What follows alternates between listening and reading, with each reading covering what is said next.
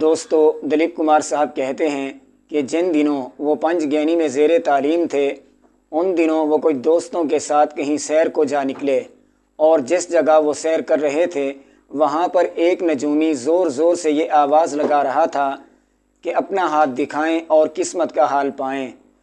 دلیپ صاحب کہتے ہیں کہ دوستوں کے اصرار پر ہم بھی اس نجومی کے پاس جا پہنچے۔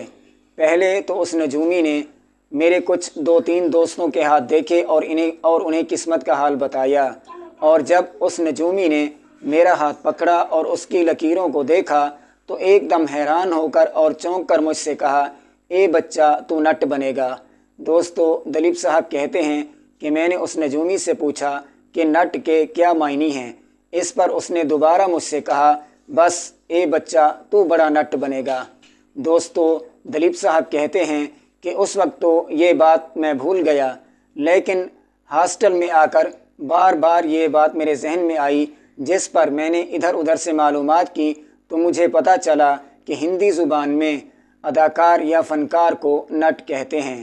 دوستو، دلیپ صاحب کہتے ہیں کہ جب میں بمبئی کی فلمی دنیا کا بڑا اداکار بن گیا تو اس وقت مجھے نجومی کی وہ بات بہت یاد آئی اور میں نے اس نجومی کو ادھر ادھر بہت تلاش کیا۔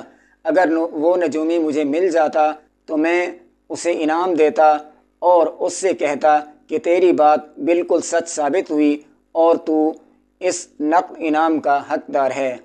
دوستو، یہ تھی ہندوستانی فلموں کے سب سے عظیم اداکار دلیپ کمار صاحب کی زندگی سے جڑی مختصر سی بات۔ اگر میری کی گئی بات آپ کو پسند آئے تو ویڈیو کو لائک کیجئے، شیئر کیجئے اور چینل کو سبسکرائب کیجئے۔ دوستو، آج سے 40 برس پہلے ایک آڈیو کیسٹ میں دلیپ صاحب کا ایک ڈائیلاگ جو میں آج تک نہیں بھول پایا، اسی ڈائیلاگ کے ساتھ مجھے دیجیے اجازت۔ خدا حافظ۔ کہاں ہے وہ؟ کون؟ اکبر اعظم، جن کے حکم سے خدا کی بخشی ہوئی سانسیں بھی سینے میں گھونٹ دی جاتی ہیں۔ ادب سے بات کرو سلیم۔ ایک بے رحم شہنشاہ کے قید خانے میں سلیم کی انارکلی دم نہیں توڑے گی۔